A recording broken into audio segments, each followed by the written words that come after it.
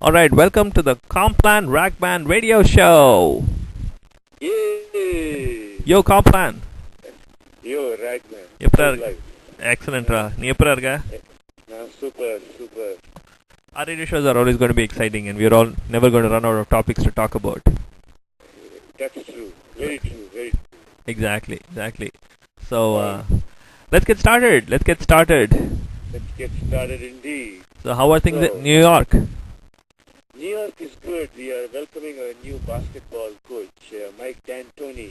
Alright. And I think he's going to suck here. So, what do you think about his move from Phoenix to New York and all the reasons that he gave? Well, I can't think of a good reason why he did that, but I'm sure, I just hope that he's still sane, because he did a very insane thing. Well, Seriously, I just can't think of one reason why he did what he did. I have a feeling it's for the money. Oh, okay. I guess that's a good enough reason. Right, money and I don't know if maybe New York has more strip clubs than Phoenix. I guess you wanted to experience the East Coast a little more. Have you been to Phoenix anytime? What is this? Have you been to Phoenix? Never have. Never have. Actually, Okay. coming to think of it, I don't think I've ever been to a city in the mountain time zone. Okay. How about You you? mean you haven't even stepped foot on I- such a city, you mean? I don't believe I have. No, like for example, sometimes some people what they say is they just go, when they are traveling to another city, Right. and they spend some time in Tennessee, for example. Right. They say, you know what, I've been to Tennessee. Have you, Actually, I don't think I've even done that. The only thing that I've done is I've flown across the mountain time zone. I've never actually stepped foot on a city in the mountain time zone. okay. Actually, I'm proud to say I haven't.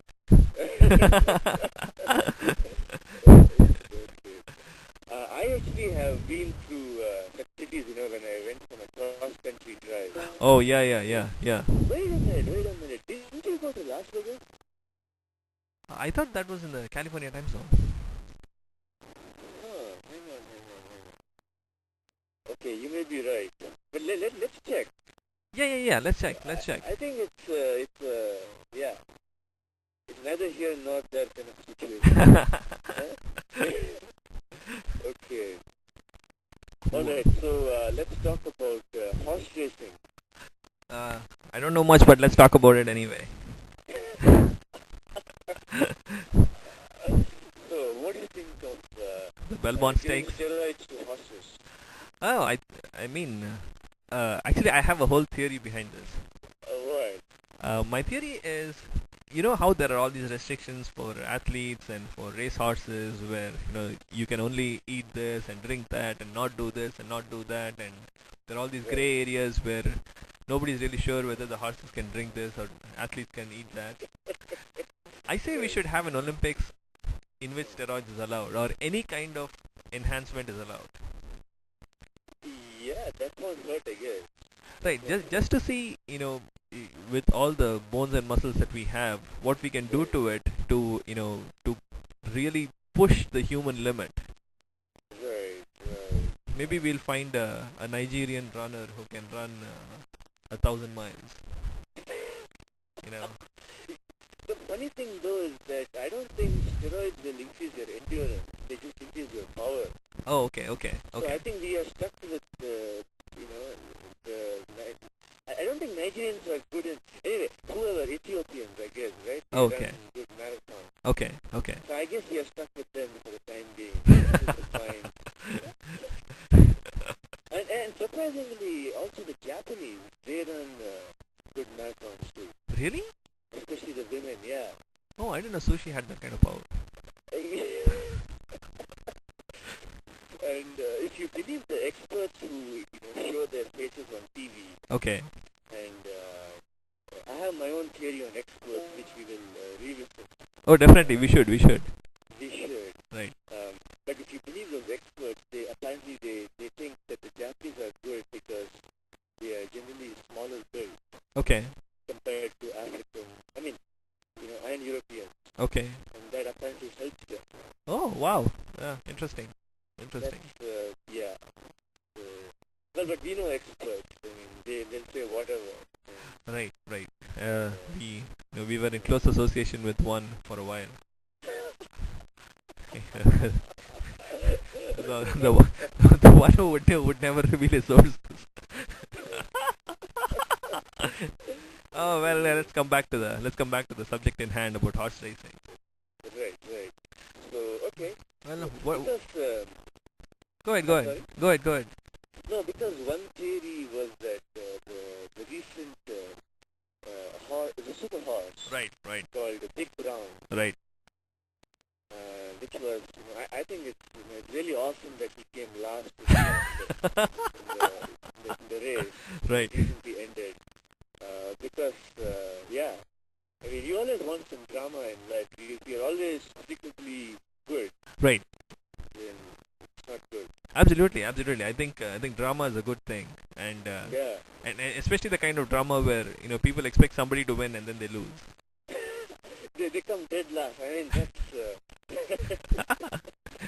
Anyway, so apparently the trainer of that horse said that he hadn't given the horse any steroids for the past 2-3 months. Okay.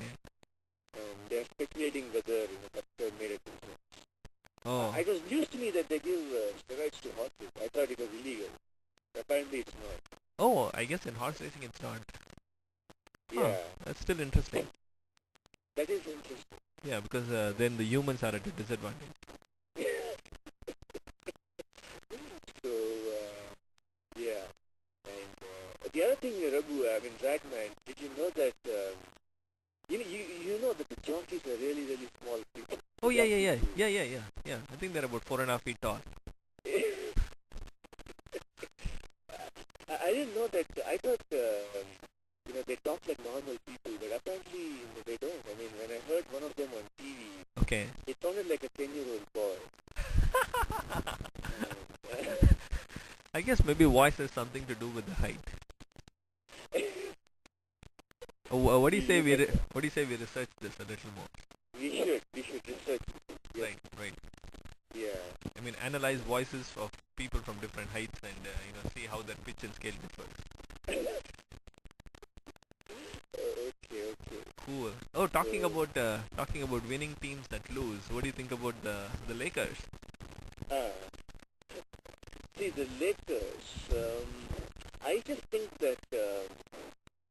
There are two things that I think are unraveling the Lakers. Okay. One is that there are a couple of European players in the team. Okay. Now, somehow I don't think European players I think are very flashy, but I don't think they, to use a cliche, I think they have a reputation of being soft. Right. I mean, taking the jumper as opposed to going for the dunk. Exactly. Right. Exactly. And what do you think of the Lakers Euro roster? You're absolutely right. One of the things that I noticed is that they'd rather take the jump ball than go aggressively to the basket and then finish, like make a strong finish, which is essentially going to give a boost to the other players in the team. Right. I mean, essentially make a signature statement. Right. In fact, talking about taking the jump shot, I think even Kevin Garnett, who is not a European, Right. he also does the same thing a lot of times. It's really weird for a 7-footer, No. shoot from near the 3-point line. Well, actually, let me make a small correction to the statement. As a 7-foot black guy to shoot from the free throw line as opposed to just take the charge. Yeah, so my wife will tell you that a lot of times I'm just screaming at the TV, but actually I'm screaming at Kevin Garnett. KG Right. for doing such things. Right. I don't know why he does that, but I hope he changes. Right. Well, I think he needs a talk. But I think he can be a really, really fascinating player to watch, especially when he's aggressive. Right. Because he knows how to pump himself up. Yeah, and playing in a power forward position, I would expect him to to take more shots from inside the paint. Right. as opposed to settling for like super soft 2 point jumpers. Exactly. Right. And the Right. funny thing is, he also makes those jumpers, a lot of times, which is amazing to me because I'm used to people like Shaquille O'Neal who can't get to the free throw line. Yeah. and then there are guys like I actually coming to think of it, Tim Duncan. Yeah. I mean he also takes a lot of soft shots. Okay. And we always have Robert Horry and Right. who's known for his crunch time 3 pointers. 3 pointers, exactly. I mean, what's up No, with I that? don't know why he didn't do that this year against the Lakers. I mean, Actually, that brings me to a good point. I'm watching a game where right. the Spurs were down and the Lakers were up by I think about 3 points or something, and it was the last minute. Okay. The Spurs actually took a timeout, and I was expecting Robert Horry to come in, Right. but somehow Pop didn't really put Robert Horry in, which was really shocking to me. It was. Maybe he was waiting for the. Maybe it's because everybody was expecting Robert to come and take a shot, but I don't know. Once again, the unpredictability factor, I guess, Right. Popovich was looking for that. Right, To right. confuse the opponent. It's very much possible. It's very much possible. Right. Um, And once again, coming back to the question you posed about why the Lakers don't seem to be winning. right. I just think that they are a young and inexperienced team. I mean, you can even say immature because I don't, except for Kobe Bryant, and even Kobe Bryant cannot get to be a mature player. Right. He's one of the greatest players in prime time. Right. But I think the rest of the team is just too young and inexperienced, and that's about it. Yeah, exactly. And the thing is, I think the only player who's been around for a while is Lamar Odom, Right. but he hasn't really won a ring. That guy irks me, and I just don't know what the hell his agenda is. He's a big guy himself, but you don't even know that. You hardly see him on the court, right? It's almost as if he's hiding somewhere. Right. Don't you think? And for being a big guy, he doesn't really make his presence felt a whole lot. Exactly. I think he should also be like Robert Ory, and because Robert Ory is the same guy, same thing. Right. He, same, he just disappears. Right. He just shows up the last 3 years. Maybe Lamar Odom should follow a similar career path. Actually, that brings me back to another big man, our good old friend Vladi Divac. Who's there in the court even when he's on the bench.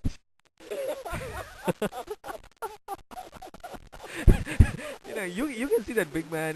He's standing, waving his towel and ringing the cowbell and doing the whole thing. I mean, oh my god. He's a riot. He's a riot.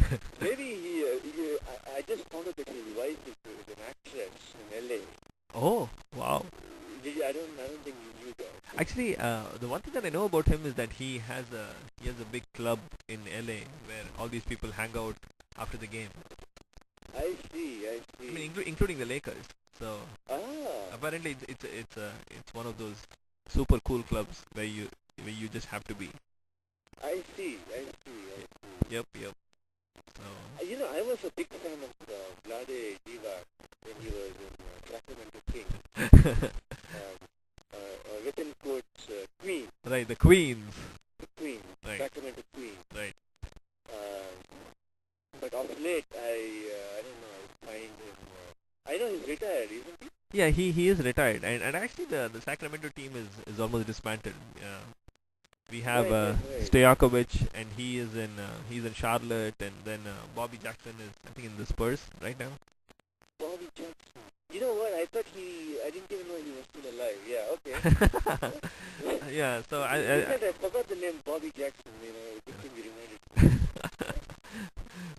cool. So And TB plays for, what's that? Atlanta Hawks. Yeah. He hasn't been a big hit actually. Been a surprising disappointment.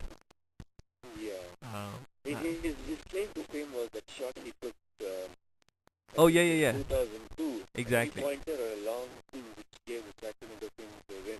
Right. So he threw the ball in, and then he pick and roll around Vladi Divac, and then just shot it. Exactly. Yeah, and, to win the game. That's it. And then he gave a half-an-hour interview on his thought process. Yeah. And you haven't heard from him since. Excellent point. Excellent point.